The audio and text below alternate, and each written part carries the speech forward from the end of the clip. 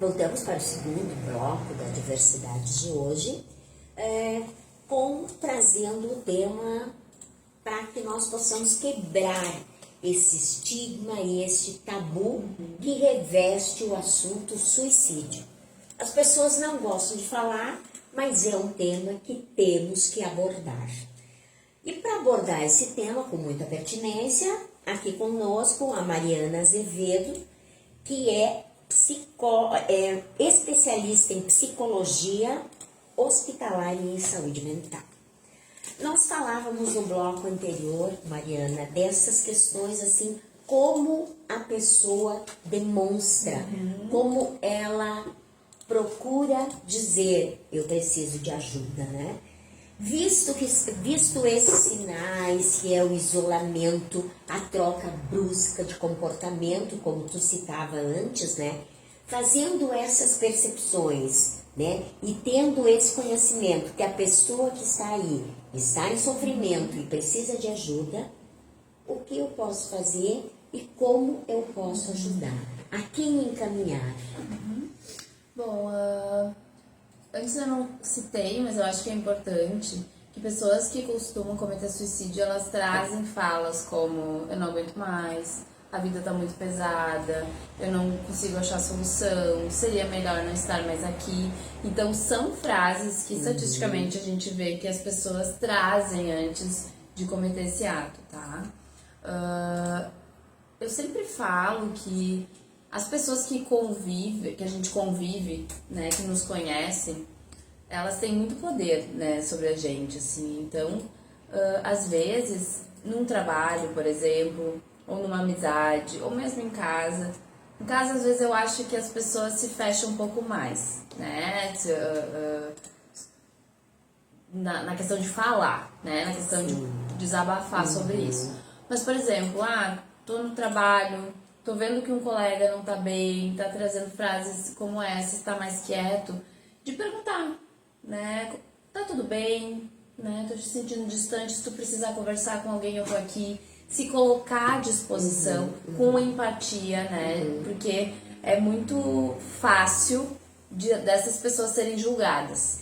Sim. Né? O julgamento, ele tá implícito ali, então de tentar fazer... de conversar com essa pessoa, de escutar essa pessoa sem julgamento, né? Sem querer dizer se o teu sofrimento é maior do que o outro. Né? Exato.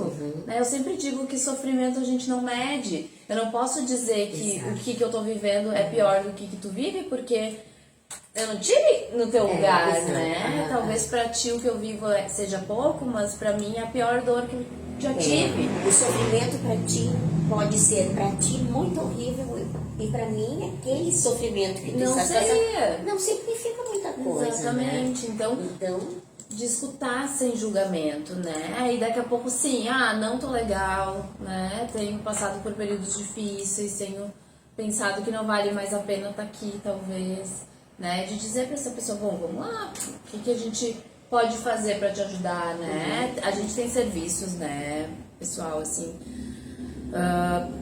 tanto nas cidades menores, em postos de saúde, né? Aqui ali em Rui do Meio a gente tem a Casa Branca, que é um local especializado para saúde mental. Nós temos ali no nosso hospital os ambulatórios de saúde mental também, a internação, para questões mais urgentes, né?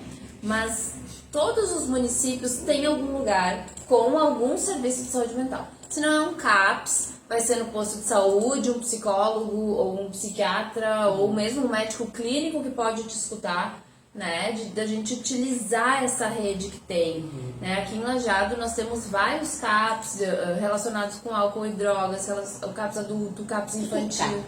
CAPS é o Centro de Atenção Psicossocial, então são lugares especializados para tratar questões de saúde mental. Então lá tu vai ter psiquiatra, psicólogo, terapeuta ocupacional, enfermagem, assistência social, uma equipe multidisciplinar para tratar essas questões de saúde mental, né? Tem grupos, né, que alguns pacientes fazem, atendimentos individuais, consultas, então existe uma rede de apoio, existe. Né? É só buscar. Isso.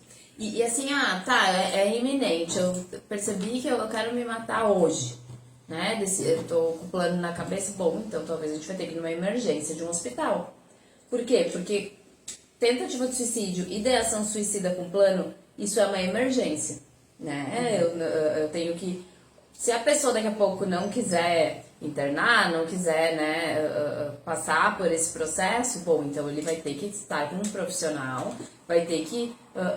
o profissional vai ter que acionar a família ou a rede de apoio dessa pessoa para ela não ficar sozinha, né? Então, a gente tem todo um fluxo, talvez, assim, que é construído para isso, né? Então, a pessoa vai lá na emergência, vai ser avaliado por um psiquiatra, vai ser visto, pode ser só uma consulta ambulatorial, tem que ser uma internação. A gente parte do pressuposto que quem está com uma ideação suicida não está com o juízo crítico preservado, né? Então, mas meu amigo vai ficar bravo comigo se eu for lá falar para a família dele, bom, ou ele vai morrer, ou tu vai tentar ajudar ele dessa maneira, né? E geralmente, olha, praticamente todas as vezes que eu vi alguém que disse que estava pensando em morrer e que, né, a gente traz, olha, isso é muito sério, eu preciso falar com algum familiar teu sobre isso, tu prefere tu falar ou eu falar, né? Geralmente eles aceitam bem, porque eles sabem que precisam de ajuda, sabem disso. E é possível essa reversão, Sim. né? Por exemplo, tu estás nesse quadro grave com essa intenção já planejada, é possível fazer a reversão desse quadro? Sim, com certeza. Às vezes precisa de uma internação. Mais tempo também.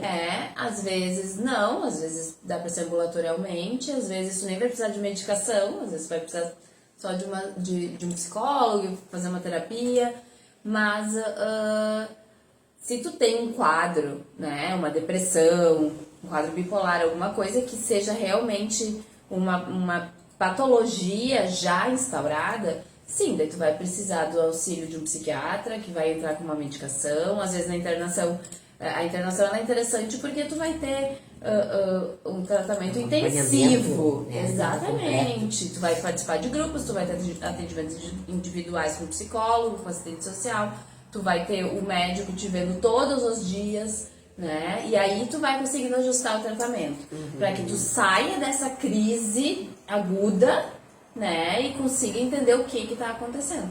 Claro, nós temos pessoas que daí são transtornos de personalidade, assim, que tem a ver mais com o teu jeito de ser, né? A nossa personalidade é construída desde o dia que a gente nasce até 18, 20 anos ali.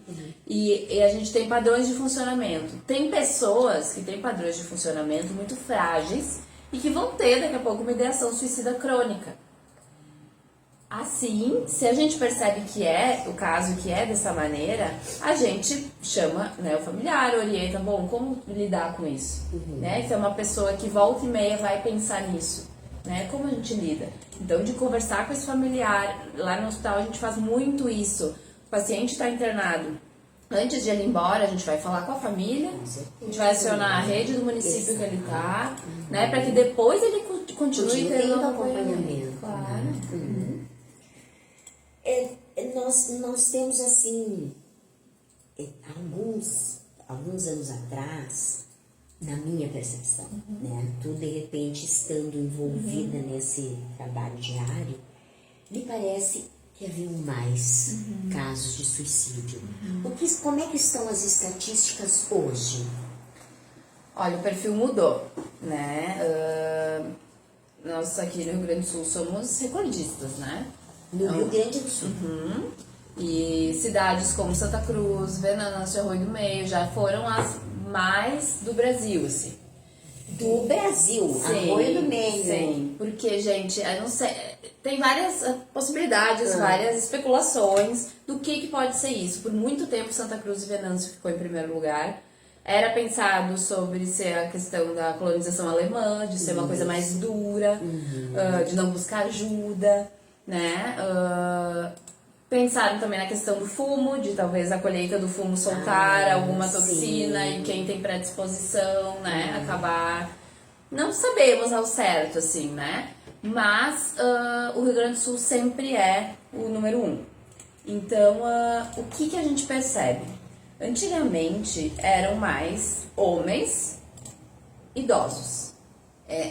Sempre ganhavam, assim, sempre isso que tomava conta, né?